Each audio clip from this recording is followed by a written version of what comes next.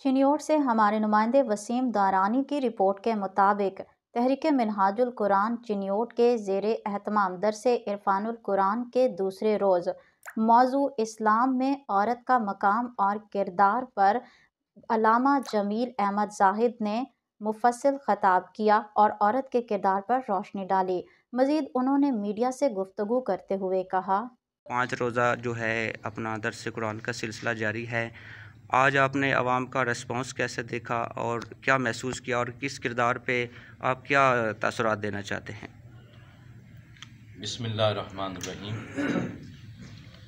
ناظرین، اس وقت ہم ضلع چنیوٹ میں ہم کھڑے ہیں۔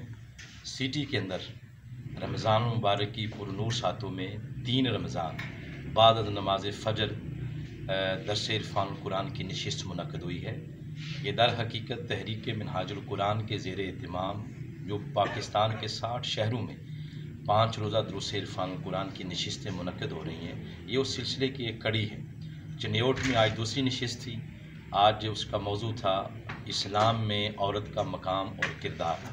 اس حوالے سے گفتگو ہوئی ہے، لیکن میں نے گفتگو شروع کرنے سے پہلے ہی اس مسجد میں ہم نے دیکھا ہے، مسجد کا حال، مسجد کا برآمدہ اور مسجد کا صحن بالکل فل تھا۔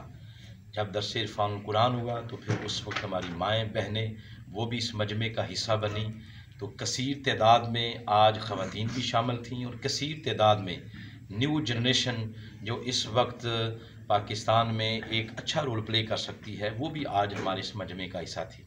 لوگوں کے سننے کا انداز بڑا بے مثال تھا۔ واقعی چنیوٹ کے لوگوں کی درس عرفان القرآن میں شرکت یہ منہ بولتا ثبوت ہے کہ ان کو دین اسلام کے ساتھ کتنا پیار ہے، اور اپنے نبی جو خاتم النبیین ہیں اور ان کے سر پہ اللہ پاک نے ختم نبوت کا تاج سجایا ہے، ان کے ساتھ اور ان کے لائے ہوئے پیغام کے ساتھ ان کو کتنی محبت ہے۔ آج جو موضوع بیان ہوا ہے وہ اسلام میں عورت کا مقام اور کردار ہے۔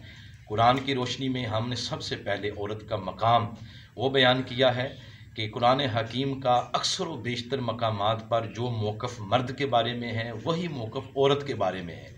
احکامات میں جہاں اللہ تعالیٰ نے مردوں کا ذکر کیا وہیں اللہ تعالیٰ نے خواتین کا بھی ذکر کیا ہے، پر حتیٰ کہ خواتین کے نام پر ایک پوری سورہ ہے جس کا نام ہے سورۃ النساء۔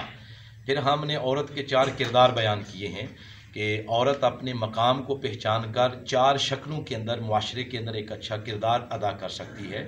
ایک اس کا کردار ہے کہ وہ بیٹی بن کے ایک اچھا کردار ادا کر سکتی ہے۔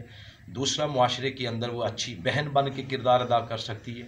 تیسرا کردار، معاشرے میں وہ ایک اچھی بیوی کی شکل میں اپنا رول پلے کر سکتی ہے، اور اچھی ماں کی شکل میں ایک اچھا کردار معاشرے میں وہ ادا کر سکتی ہے۔ اگر عورت اپنے مقام کو پہچان لے اور اس کے مطابق کردار کے سانچے میں ڈھل جائے تو اس کے ہاتھوں وہ نسلیں تیار ہوں گی جن کے کردار کی وجہ سے ہمارا ملک پوری دنیا میں صف اول میں شامل ہوگا۔